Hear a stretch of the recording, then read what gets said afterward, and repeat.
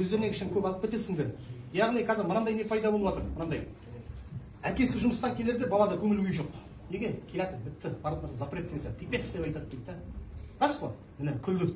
Әкесі жұмысқа кетерде ерекше қуанады. Неге? Кетті жұмысқа деп. Әкесі кеткенде бала еркін болып қалды, көресіңдер ме? Өткенде біз 19-шы мектепте жиналыс жасадық, актобез алып, кілең әйел толған 3-4 ер адам болды. Мен сөйледім, былай қарасаң, ұят. Осы айтқан болған нәрселерді үйлерің айтыңдар деп, үйлерін айтты. Келесі жиналыста 35 ер адам деді. Көресің ме? Солай сияқты көбейе береді. Алдағы уақытта біздер көбейтеміз осы мәселені. Енді мына қайта сендерге запрет берді, түрме мәселесі бар. Балдар, осы бастан отбасы түрмеге түспеңдер. Түрме сендер ойлағандай жер емес. Ол дейтін 4 қабырға сиырсы бірден өкпелерің кетеді. Болды, ол жерде сен жүре алмайсың. Түрме дейтін мектеп егер сендер жөнделмесе, қоғам жөнделмесе, ата-ана ағайын-тума жөнделмесе, қай түрме сендерді мықты мамандар тәрбиелеп шығарады? Ол аты еңбекпен бе түзету колониясы деген ол еш уақытта түзетілмейді. Одан психологияларын сынап одан сайты. Мен осы түрме жайлы көп айтып жүрген себебім, мен жастардың үшін жұмыс жасаймын. Бір үйге барсам, жас бала жатыр, түрменің өлеңдерін тыңдап жатыр да. Сосын ішінде жаңа Макс Трошки деген өлең тыңдап жатыр екен. Мынаны жазып бере қойшы дедім, қазір балалар білесің, қолдарды жып-жып жазып бере қойды флешке. Сол машинаға салып кетіп бақты тыңдаймын.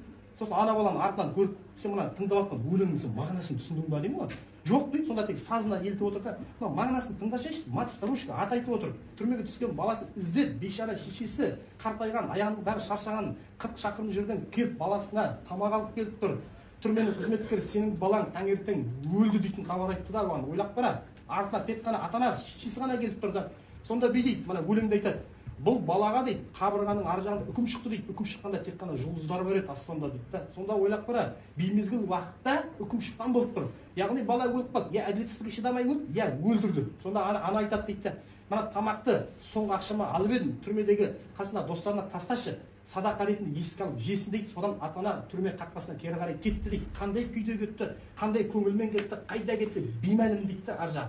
Сосын ата-ана өзінің баласын көреді дейді, бесіктен тербеліп жатыр дейді. Жаным-ау, құлыным-ау, тыныш ұйықташы, тыныш ұйықташы дейді. Басқа ата-ана қолына неге көресің ба? Айналдырып келгенде шырылдайтын шешелерін. Әкелеріңе қарағанда сендердің шешелеріңнің жаны езіледі, шешелеріңнің жанын түсініңдер. Осы бастан осы айтылған нәрселерді үйге барғаннан кейін айтыңдар. Әкелеріңе де, шешелеріңе де еркін форматта сөйлесіп үйреніңдер. Біздер орыс жайлап сөйлесе самбырлап біз мақтан мынау пысық дейміз. Біз одан да пысықпыз.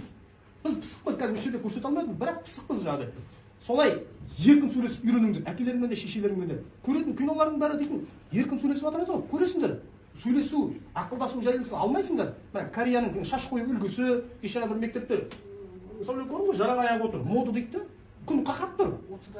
Аяғында нәски жоқ, ана киіп алған, кисе де ішінен ана қыздардың жаңағы жұқа несі сондай кетті. Ол ер адам бар ғой, физиономиясы қыз бала жаққа кетіп бара жатыр деген сөз. Солай айырылып қалады адам. Мына ЛГБТ дейді, бір жыныс дейді, қазір айтылады. Соның бәрі қайдан келді біздерге? Осындай жайлап алып кетеді. Бірден алмайсың, жайлап алып кетеді. Сондықтан осымен күрес, ер адам еркек болу керек, болды. Мықты, намысты болу керек. Бітті. Сондай характер болу керек ер адамда. Көресіңдер ме? Сондықтан да жайлап мінездерің, қолдарың бәрі қыз сияқты болмасын. Қолдарың бәрі күс-күс кәдімгі жұмыс жасайды үйде. Мықты ер адамның қолы ер адам сияқты болу керек. Мен бір баламды бердім спортқа, 3 айда результат болды. 3 айда қолының бәрі қатайып, бүйтіп қасынан ұстасаң, трицепті, ішінен бәрі пресстер шығып, психологиясы өзгерді. Психология спортта неге? Сен қазір жүрсің мына жақта. Ал ол бала ертең жарысқа барғанда 1 айдан кейін пәленшемен шығасың деп бір Кавказ. Ол бала барып 1 ай бойына өз-өзін тәрбиелей бастайды. Мен жеңіліп қалмаса екен, шығым қайтуым керек деп настроение жоқ бар. Көресің бе, октагонға кіріңдер, мықты болсаңдар, денелеріңде мана қуат жыртып баратса, октагонға келіңдер, спортқа келіңдер. Міне отыр спортшылар. Тағы да 2 спортшы бар, кеш келе алмаған, екеуі де келеді. Олардың да өздерінің айтарлары бар сендерге. Сондықтан тек қана сендерді мықты тұрғыда көруіміз керек біз сендерді. Қыз бала сияқты болмау. Корейге, Қытай, үн сериалдарына еліктемеңдер. Оның бәрі жарнама. Оның бәрі кинода сөйтіп қуан. Расында да ол емес, өздерінің экономиканы көтере алмай жатқан елдер былай қарасаң. Біз бұйырса одан да күшті боламыз. Бірақ бізді күшті қылатын сендер. Сендер ойламаңдар. 30 жыл болып аналар бүйтіп біздің қолымыздан не келеді деп. Жоқ, сендердің қолдарың. Ертең осыны сендер ұстайтын, осы билікті де ұстайтын сендер. Осы бастан өздеріңді мықты тәрбиелеңдер. Қазақстан біздікі. Сенің жұртыңды басқа біреу келіп жамамайды. Сенің жаңағы ел болуын басқа біреулер қаламайды. Дұрыс па? Бізді бөліп талан-таражға күл-талқан шығарғысы келеді біздер.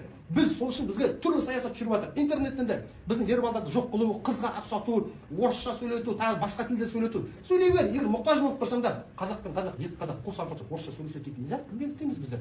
Ана тілің кем бе? Ертең жаңағы бүткіл түріктің басы қосылса ортақ тіл қазақ тілі болады деп. Неге бұл қазақ тілінің мықты екенін дәлелдеген ғалымдар? Мықты біздің тіл. Бізде синоним, антоним бір нәрсенің өзін 7-8 вариантта айтуға болады. Мына баланың айтып жатқан дұрыс. Жаңағы кітаптарды көбейту керек. Мысалы менің өзімде 40 жазбалар бар. Тек әлеуметтік желіге шығады, болды, кітап қылып та шығара алмайтын. Неге? Оқушысы табылмайды. Ертеңмен бір-бірлеп шығарып бір оқып барыңдар. Бала туралы әңгіме кілең өз қолсабын еш айтылған. Сонда көздерім жетіп отырады көп нәрсеге де. Оқу керек. Оқу арқылы адамның парасаты ашылады. Ал мынау сотқа сендерді кілең қатыгездік тұрған. Сендер бүткіл көңіл күйлерін түсіріп ең жеңілі ас іше алмай қаласыңдар. Іштерінің бәрін күл талқанша. Күнде көріп жатқандар я қатыгездік, я прикол, я бірдеңе мана айттым ғой кішкентай балаларға дейін. Мана Махамбет Батыр тайсын басын жоқ, мөңкебейді, майкебейді, танымайды, Майнкрафт айсын, шоу өтіп Майнкрафтты бәрі таниды. Жашық бас қолында бірдеңесі бар, кіріп жатыр бәрі да. Ойынның түрлерін қара, шар ішінің бәрі қызыл краска, ананы жару, ананы жарғанда қызыл қан жарға шашырайды, қысырып, сол баланың психологиясын үйретіп жатыр. Ана бала ертең біреуді қысып тұрып, пышақ салып қан ағып жіберсе, қиналмайды, өкінбейді. Мен күнәсадым, өкінбейді. Соған алып жатыр мана ойындарды қараңдар. Кішкентай балалар біз мана сотовыйға, интернетке, браузерге шекара қоюымыз керек. Өзінің керектеріңді қараңдар. Кімнің ойы қандай? Әлеуметтік желіден соны іздейді. Сендер жақсылыққа құштар болып, интернеттің пайдасы жер көп. Жақсылық іздеңдерші, жақсылық табасыңдар. Сендер келеңдер приколға кіріп кетесіңдер, тағы бірден қатыгездікті қарайсыңдар. Әрине сендер психологияларың бұзылады. Әрине сендер дұрыс ас іше алмайсыңдар. Ойлап қара, жейтіндерің керешки, чипси, тағы зат ішетіндер кола. Не зат, не тамақ анау?